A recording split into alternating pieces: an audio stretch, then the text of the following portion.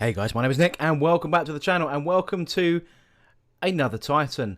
So for those of you that follow me on social media, Instagram and Twitter and so on, will have probably seen a couple of these pictures, but in this video we're going to be going through all of the high-res pictures. So grab yourself a brew, grab yourself a biscuit and sit back and enjoy 6.5 minutes of Forgeworld loveliness once again.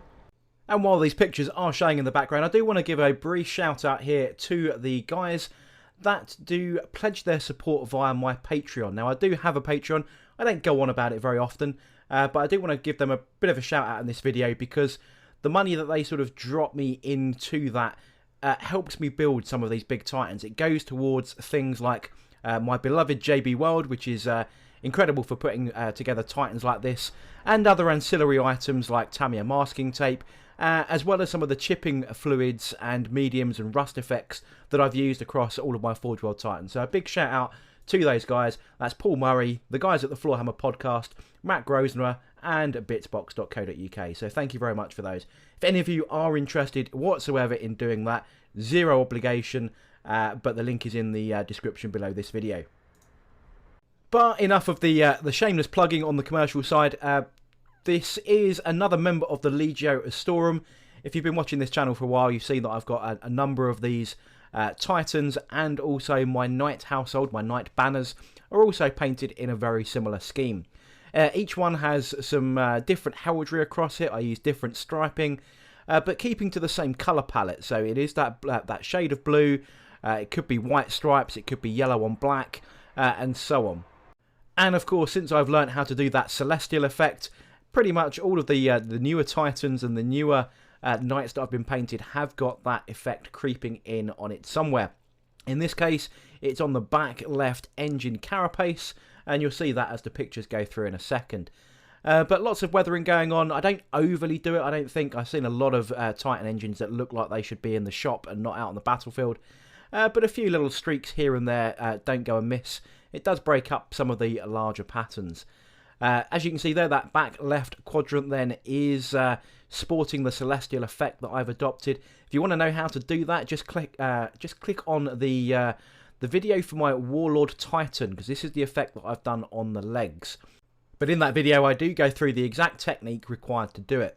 I did make a couple of errors doing it on this one. I'm quite open to admitting to errors.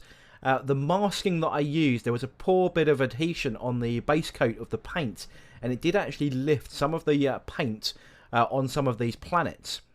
And as you can see, that top right one, there seems to be a bit of battle damage, if you want, some weathering that's coming along through some of that oil streaking and so on. That's where the paint lifted, and I decided I can't go back and redo that because that is a lot of work to do, so it becomes battle damage. It's always a good little tip. If you do make a bit of a bodge on something, there is always ways around it. Battle damage is always a good one. Rear shot here, showing some of the piston work that goes on and the engine glow. Pistons, again, I cover some of these techniques in some of my other videos, especially on the Titans and the Forgeworld Knights and so on.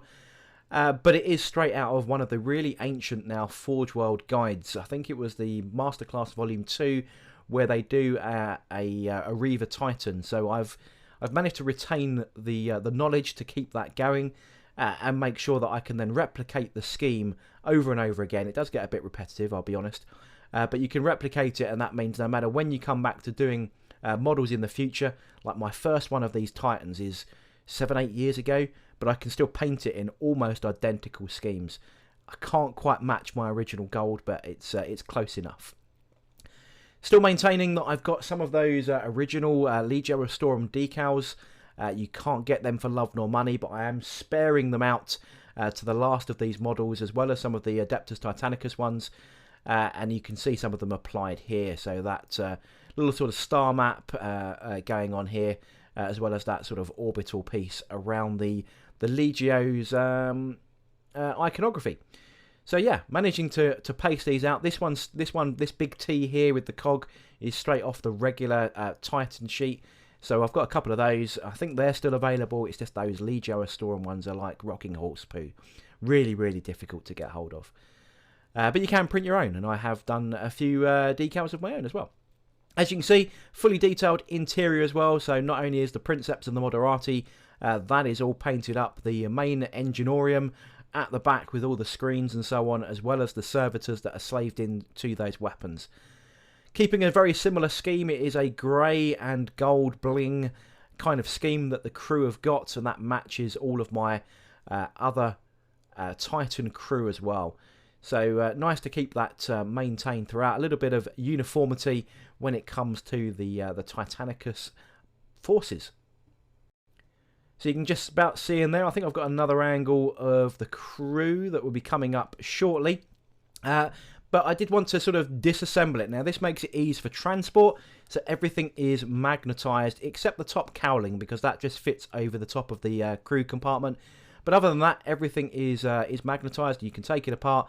Enables you to switch the weapons around as well with any of your other Titans, providing you get the polarity correct. The slightly closer look into the back enginorium, then you can see all the consoles and green screens and so on. A little bit of gloss varnish, as well as sort of a faded green or blue screen glow. These screens are absolutely tiny inside this. So I've got some sort of white with red danger dials going on there. Maybe they're temperature gauges or oil pressures or something like that. Kind of makes it look a bit cool, as well as the two screens for the crew.